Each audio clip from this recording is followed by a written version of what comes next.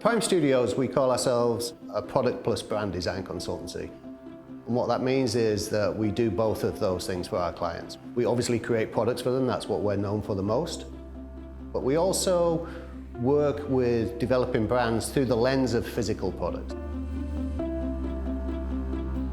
We very much strive to partner with the clients and work with them to understand what it is that they're looking to do and what they're trying to create.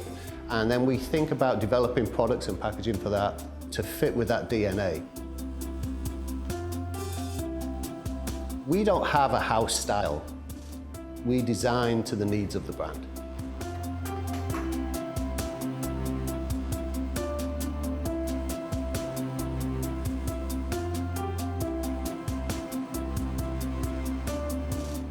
One of the things that led us into the field of brand design is that I spent many years working with some of the larger corporations, and I found that what happened is that as a design firm, you often end up being the conduit between like the marketing department, the engineering department, perhaps the eventual manufacturer.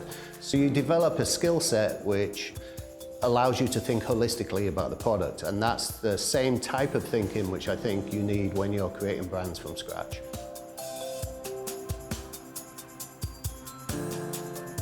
One of the great things is that, we're here right in the heart of New York.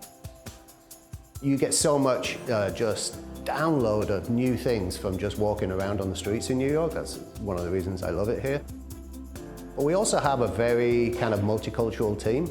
So we all kind of bounce off one another a little bit. I think that that's important. As a designer, you're constantly keeping your eyes open really for new things and new trends.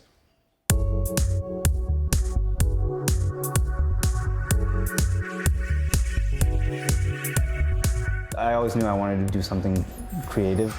I started in architecture, and I found out about industrial design and loved it and have been doing it ever since. I actually went to school for architecture, and I realized that that was not for me. But luckily, there was the industrial design program. I just changed my majors, and it was perfect.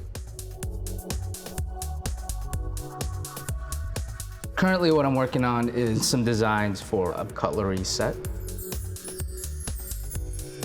We do everything from, the block to all the different sizes of the knife handles, as well as the different blades that go along with the handles.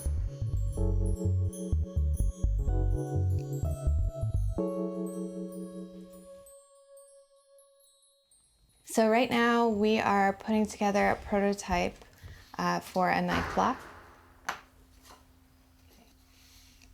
We have a couple different directions. This is the first prototype we're putting together, and this is really good to help us understand dimensions and how something's gonna sit on a countertop, if it's too big, if it's too clunky.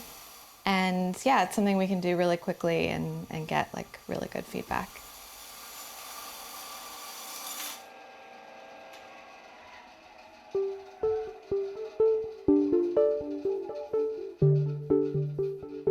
We work with a variety of software, but we're still also kind of old school. Like we do a lot of pencil sketching, and it's nice to get everyone around the table and kind of do some thumbnail sketching. We don't like bringing in CAD too early in the design process because it really can bog you down, getting hung up on little details which don't really matter to the overall idea which you want to bring across. Typically, we bring it into Photoshop and render up, all our different concepts that we've selected, because a lot of times what we found is that when we show them a super hot rendering, it's almost too final. So a lot of times our clients are kind of hesitant or afraid to comment on the different concepts.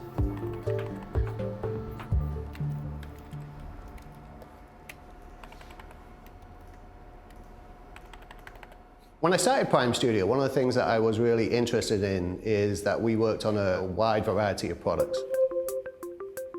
Every project we do is different, and as I said, what we like to do is like sit down and really work with the client to figure out what their needs are. The needs of a corporation like Unilever are very different to the needs of a startup company. We were the company that was responsible for the Axe detailer. We launched Harry's razors, and we've also developed brands from scratch like Squish.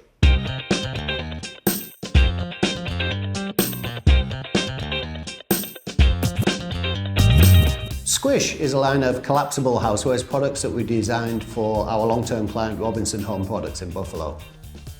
And they came to us with a very simple brief, which was that they wanted to design some products to get into the collapsible kitchen product category. They wanted us to basically develop a brand from scratch.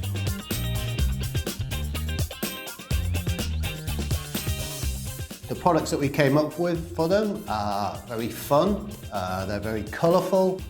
They have a great amount of utility in that when you don't use them, they basically collapse to nothing. And it's been a very successful line for them.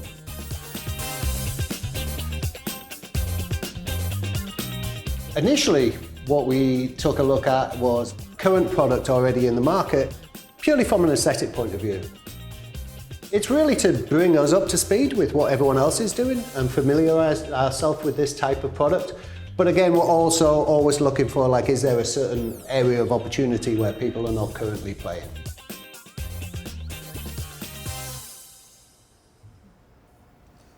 I actually think this one's really comfortable. Because your finger never goes forward, but like sometimes when you're really doing that, you can kind of go over thumb right, so that you don't slip over. Yeah, and I think that having this cut here could actually like play into like having this nice thumb kind of groove. So finally, after we've lived with these things for a while and tested them at home, what we did was we captured what we thought were some of the real positive benefits of some of these products. These are really just there for us to discuss with the client, and ultimately that led into a kind of like a feature list, a feature want list that we created for each individual product.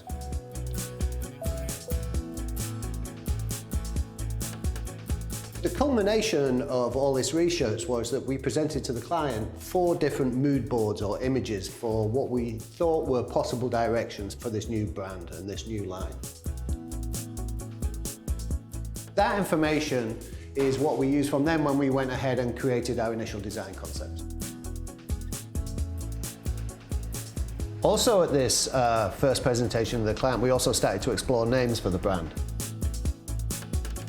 Ironically, the one that we ended up going with was Squish. I say ironically because every project, we give a little nickname in the project, and we knew that this project was going to be about collapsible products, so I called it Project Squish. So even though we presented a nice range of names with a reasoning behind each one to the client, everyone gravitated towards Squish straight away. What we next did was present the logo options to them. When we're developing these logos, what we're trying to do is give a little bit of a nod to the function of the product and how it works. So, for example, here on the logo we have the circles going to the oval, which is actually a reference to the shape of the products, but gives the idea that the product itself is collapsing a little bit. Here you can see that we have basically, we're squishing in from side to side.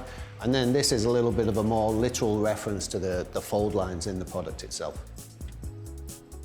And this is how the logo actually ended up in actual usage. We also came up with this tagline, Cook, Squish, Store, which I think like really epitomizes what the difference between these products are. So after we got the direction from the client on what type of look and feel they were looking for the line, we come back to the office and we do our initial sketch exploration. These are just purely for us internally. They're never shared with the client, but it's for the designers here to collaborate, put sketches up on the wall, we all discuss them and try and get a feel for what's the right concepts that we want to move forward with.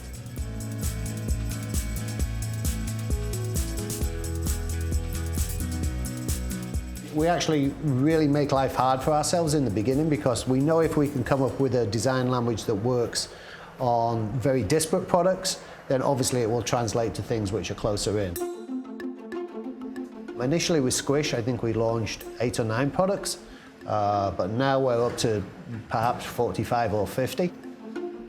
So it's really important that the design language we come up at these early stages is flexible enough to translate to all those different types of products. Once we have an idea which direction we want to take, we take this into the CAD model, and then what makes it fun is like that reality check in one sense that, you know, it has to work in 3 dimensions.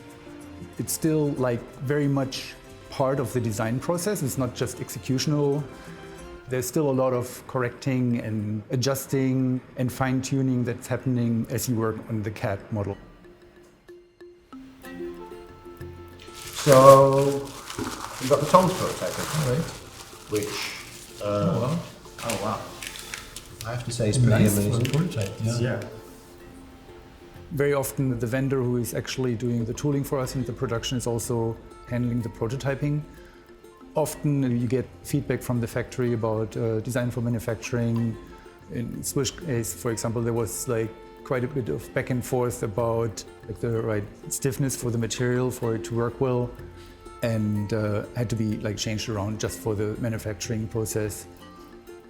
Often people would think like it's all like kind of scientifically figured out, but very often it just comes down to just giving it a good guess and trying it out. But that's really like just a few times back and forth until like we're all in agreement and the factory can continue into the tooling. Once we had the product design, the next thing was to come up with the packaging. One of the things you'll notice about Squish products is in reality, they are all different sizes and all different shapes. And what that means is that we have to think about each product individually, but also as a whole. So when you look at all the lineup, all the packaging has to look the same, but yet each one has to be designed completely separately because it's going to hang on the shelf differently and it has completely different shapes and parameters.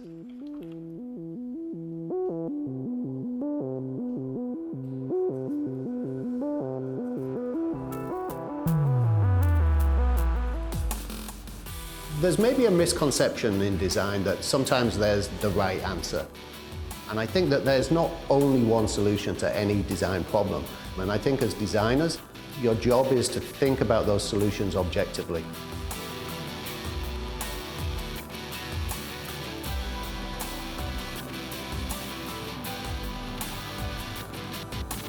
We're constantly evolving the way that we work.